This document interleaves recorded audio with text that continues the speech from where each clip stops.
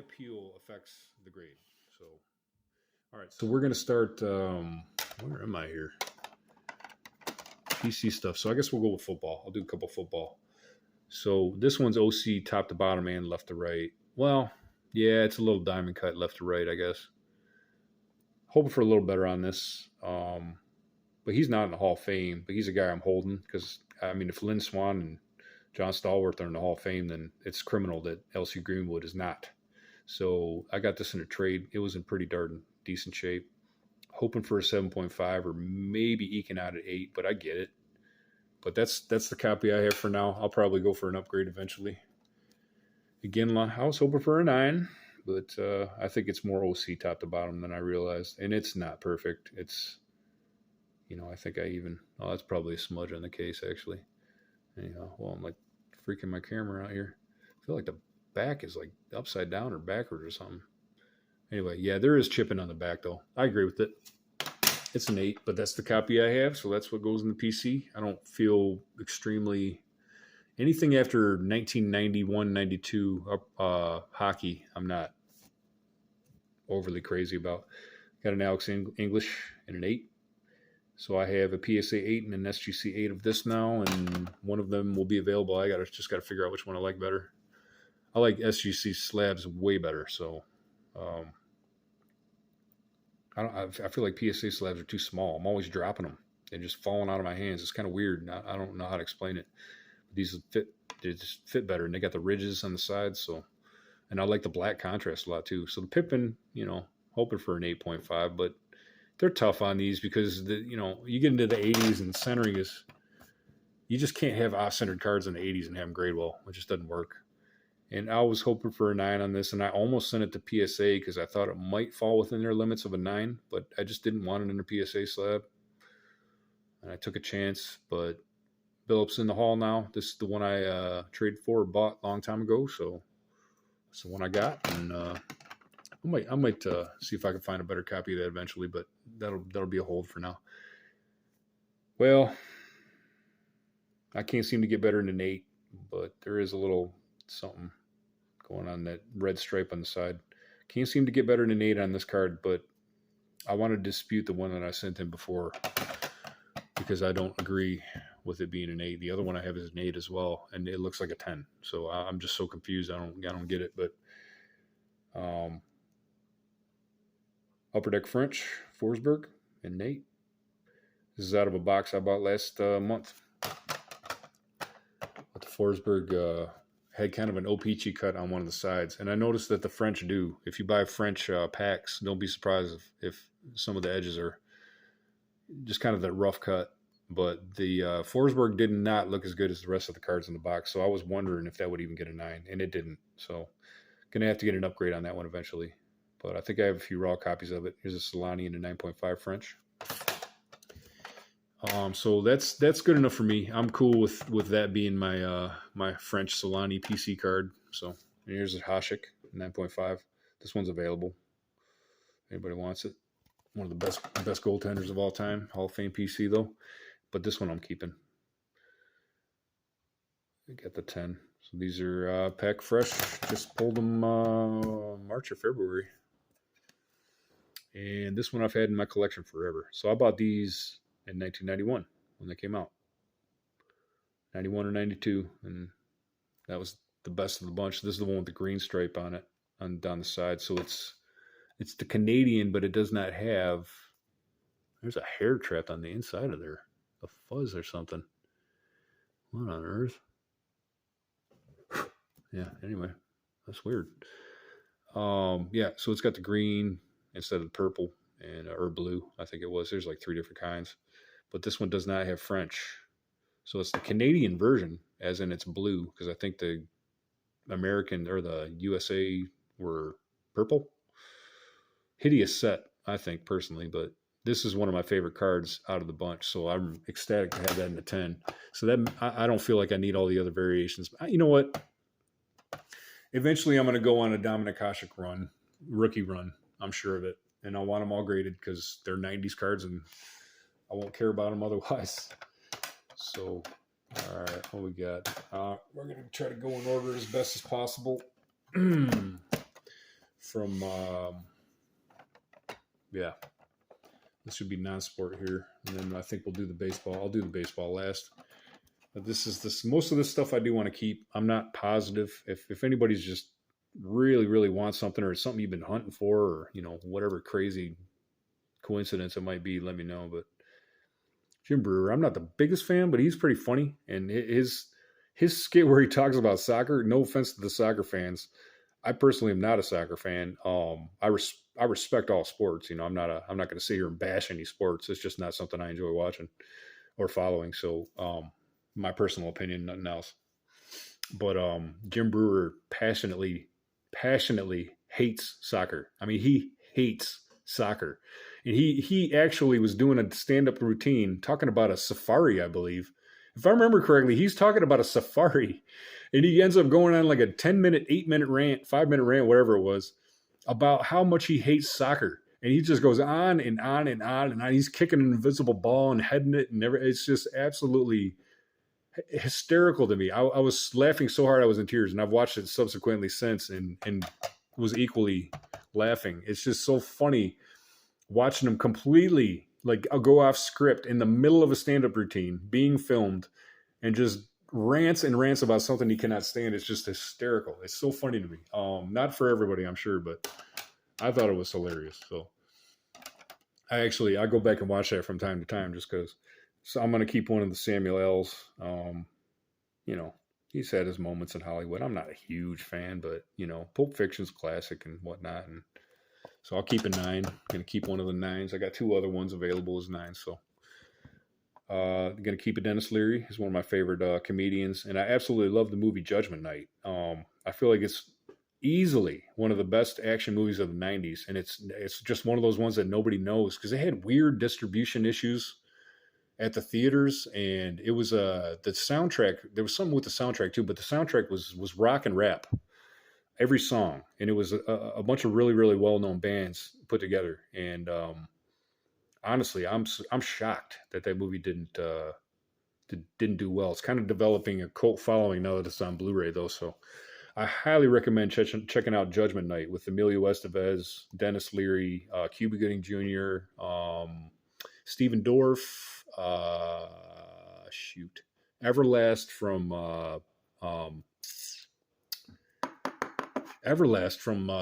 rap group is in the movie as well, playing one of the villains, and he does a pretty good job actually. Not bad. But yeah, Dennis Leary. I got a Dennis Leary rookie. I'm happy about that. I'm assuming this is first Dennis Leary card anyway. So I'll keeping one of the Alan Rickmans. 10. So this is the rest of the reveal. These are the cards that I have not shown. So regardless of their PC or not, if you wanted to see the rest of them, this is it. And I'm going to keep one of the Michael Wincotts, Top Dollar from The Crow. Absolutely all-time classic villain role by this guy in The Crow. And that's literally the 30-year anniversary of The Crow debuting is today. This very day. So the timing, I got these 2 days before. I got these on the 9th. Movie premiered on the 11th in 1994, if I remember correctly.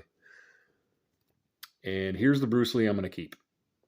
Who doesn't want a Bruce Lee first-year card, early card in a 9? This card is 1966. I believe it cost me $12. So pretty cool, man. Pretty cool. I can't say I'm disappointed. I didn't expect to even think about keeping one of them. I didn't think any of them grade that high. But well, technically a 7 would be my keeper grade, and I think every one of them but one was a 7 at least. But that one's a 9. I think I got to hold on to that one for a while. And what the? All right, well, I screwed up a little bit. Not all of these are PC. I forgot to actually show these in the other video, so I'm going to keep one of these. I just don't know which one yet. But this is Michael Ironside, rookie from '84 Fleer. So sorry about that. Whoever was watching the other videos is probably like, what happened to the V cards? Yeah. So Michael Ironside. I'll put that over here. Ham Tyler in the Fleer V series. Real sharp. These are all packed fresh. I just bought a box and, graded the ones I got. of him. And so this guy was in Scanners. He's a horror movie icon, and been in lots of stuff. No, that's damage. That was not there. My video verifies that. That's for sure. That might just be something stuck in there. Actually, I'm gonna have to put that on the side though. You have to put that one aside. Those are there was no chipping on these at all. Here's an 8.5. So it might just be debris stuck in there. Actually, I don't know if that's actually part of the card. I'll have to analyze it further, but I'm not going to sit here and do that on film. This is an 8.5, so this one I'll keep. This is going to be the one I keep right here for sure. So other three are available.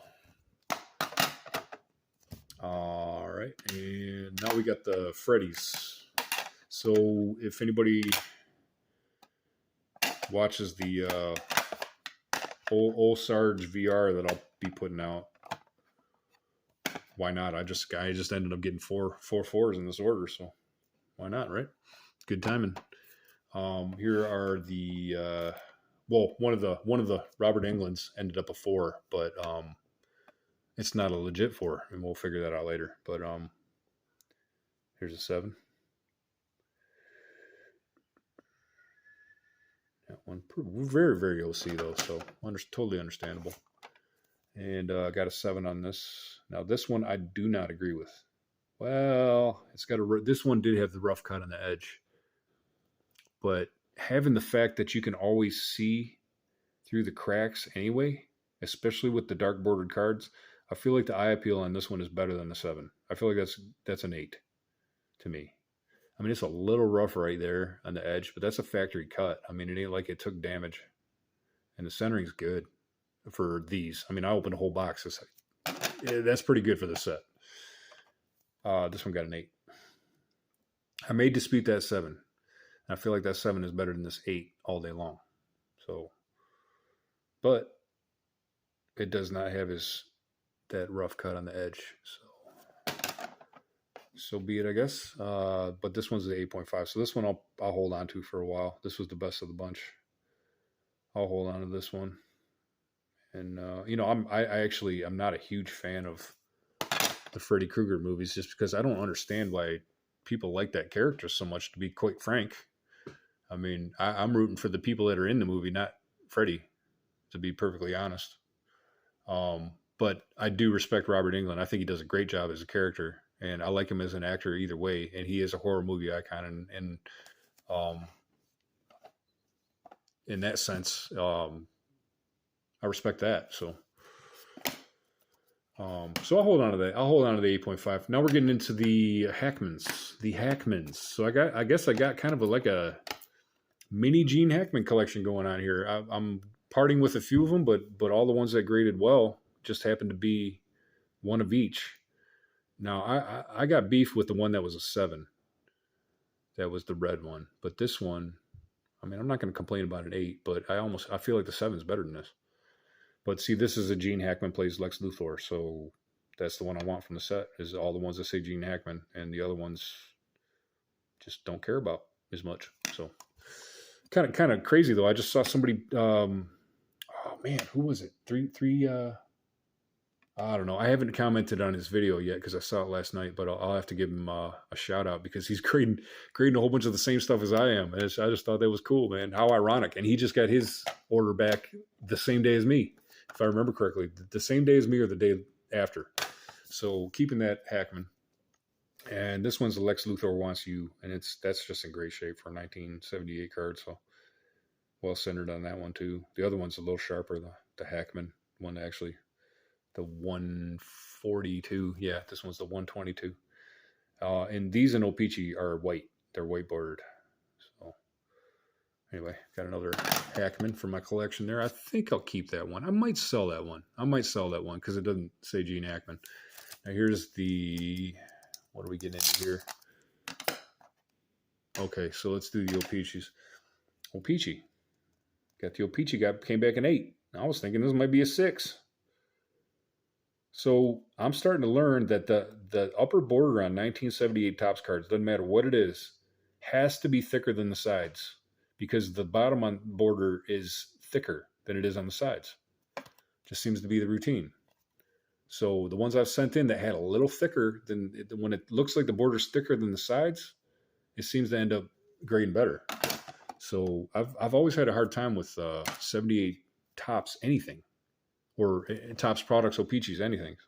Doesn't matter what brand, doesn't matter what sport, or well, not what brand, what sport, doesn't matter non-sport or what sport. It's all the same. So here's another O-Pee-Chee. Gene Hackman plays Lex Luthor, the other version, and as you can see, it's white, and it's card number 119. And this one's number 76. So the card numberings are different too. But I got both of the O-Pee-Chees came back 8s. I couldn't believe it. I could not believe it. So my Gene Hackman collection is actually kind of pretty cool, man. I was shocked. Shocked. I'm hoping for 8s because that's the grade I'd want to keep or higher. But here's the UK. The UK came back as an 8 as well. I was like, dang. Thank you, Jesus. That's just sweet, man. I'm a Hackman fan. And as you can see, it's number 4. So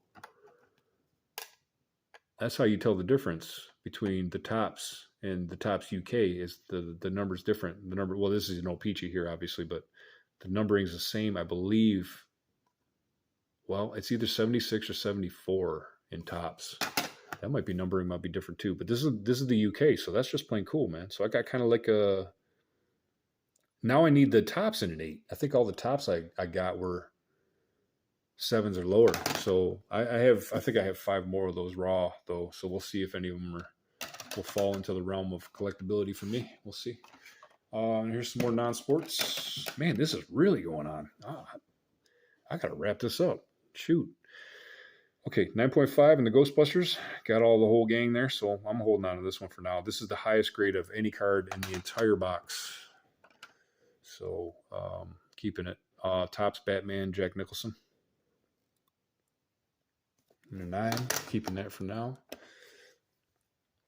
And the Jack Nicholson O-Pee-Chee, I'm sorry, Tiffany, if you will, collector's edition under 9 as well. I'm going to keep the Depp. This is the one that, for now, I'm not a fan of Johnny Depp at all. So I really don't care so much, but I'm going to hold on to this. I feel like this card's heating up. And people are realizing this is, if not his first, it's one of his earliest. So this is the first card he's got in the set where it's Tom Hansen or whatever. And so this is kind of like his bio card or origin card, essentially. So that's kind of how I look at it. If there's not the actor's name, then which one's the bio card? Which one's the one that acknowledges his, this is so-and-so. This is where he comes from, So he's the baby face and his recruitment ticket to the yada-da-da. So that's why I feel like that one's his rookie. There's another Tom Hansen card in the latter half of the set as well, number 40-something. And then he's got several other cards where it's just him. But that's the one I feel like is the one. So I'm kind of a Dick Miller fan, so I'm holding on to these for now. I bought them to grade and sell, but they came back better than I expected. So this is the O-Pee-Chee, Dick Miller, Walter Paisley, the famous Walter Paisley in however many roles he played that role in, or movies he played that role in, films and shows and everything else. He continued to play that role. I think even in Night of the Creeps, he was Walter Paisley in the brief role he's got in that movie. But he's in so many movies, man. He's always that guy with that look on his face. So I think this card is priceless because this is how you always see him in the movies. There's always a scene or two where he's hollering or yelling or something's going on. But here's the terrified victim in the Topps. So I got the Topps and I got the O-Pee-Chee. O-Pee-Chee 9.5, Topps 9. And this card, I bought it for $2. And I threw it in this is the last card I threw in the order. And if I remember correctly. And came back pretty good. These are impossible to grade, man. The Goonies from 1985. So this is Josh Brolin's, first Topps card. I don't know what else to say about that. Maybe rookie. But yeah, that came back good enough for me to want to keep. So I haven't found a raw copy of that card worth buying, except for that one, that one was questionable, but at $2.65 or whatever, I was like, well, I'll take a chance. And then when I had it in hand, I'm like, oh, dang, that's not too bad. So ended up at 8.5 though. So that's great. Got the Harrison Ford in the 7 here. 1977 series. Don't recall which series, but the green series. It's a really sharp, clean 7. But that's one of the Harrison Fords in the set. And I had 4 of those in the order. One's got something going on with it. The other 3 are here. So yep, there's an 8. So I have a PSA 8 of this as well. So I actually have 5 or 6 of this card, all graded 7 or better. And okay, so this is probably will be the one I keep, being the 8.5. So I'll probably keep this one. So that means I have a PSA 8, SGC 8, SGC 7, Harrison Ford number 260 available. And then this was just a flat out victory. This is like $1.50 or something I paid for the card, and threw it in there and said, man, when I got it in hand, it looked way better than the scan. And as you can see, it's well. It graded well. So Harrison Ford Empire Strikes Back in a 9.5. This is the only card in the set that acknowledges him as Harrison Ford. I haven't been showing the backs of these either, but taking enough time anyway. And then that same guy that was doing the what was it? Oh shoot, I can't remember. He's grading some of the same cards. He had one of these in his order too. I couldn't believe it. Wasn't the same one, but it was a Mork and Mindy sticker. I'm like, what? I'm like, man, this guy and I are in the same wavelength. So I got to drop him a message later on. But this is the grade I was hoping for. This is exactly what I was hoping for. And this is the only card or sticker in the entire set, I believe, that acknowledges Robin Williams as Robin Williams. So that's why this one was important to me. So he's just a funny, high-strung, crazy guy, that guy, man. And I love that Popeye movie. It's so underrated. I cannot stand musicals, but the Popeye is... I like that Popeye movie, man. I watch it every few years, every 5 years or so, and it's just a fun movie. And the soundtrack is so well done. And you can still actually visit the set. The set of that movie is still there to this day. You can actually go there and visit where they filmed the Popeye movie, and the paint and the buildings look a little different, but everything's the same for the most part. All right, we get 1979 Topps. Warrant Officer Ripley, Sigourney Weaver. Early card here in an 8. That one's available. And this one I really, really, really expected a 9. I'm actually kind of shocked that it didn't get a 9. But it's still a beautiful card. That's within my range of collectability, 8.5. So I will be keeping the 8.5. The 8's available. And then got two of the Harry Dean Stantons. Both of them ended up 9s. So I'll keep one because there's a lot of movies I like with him in there, and I always think he does his good blue-collar job and everything. Keeping one. One will be available. I haven't decided which one yet.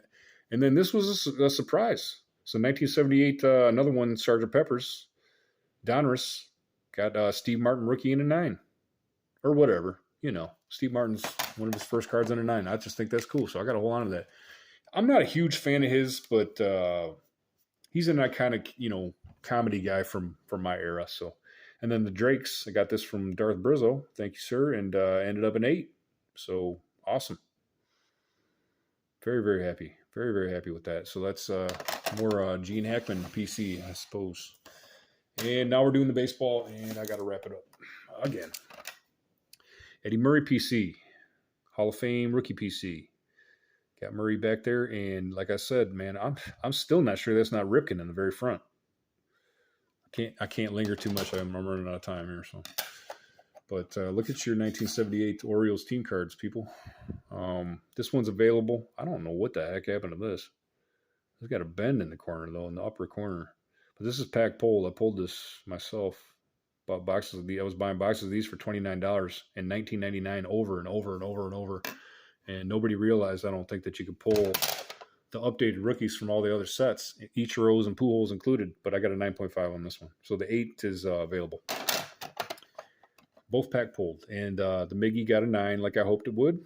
And I thought I'd have to send this to PSA to get a 9, but it was good enough for SGC. And I'd rather have it in the SGC slab anyway.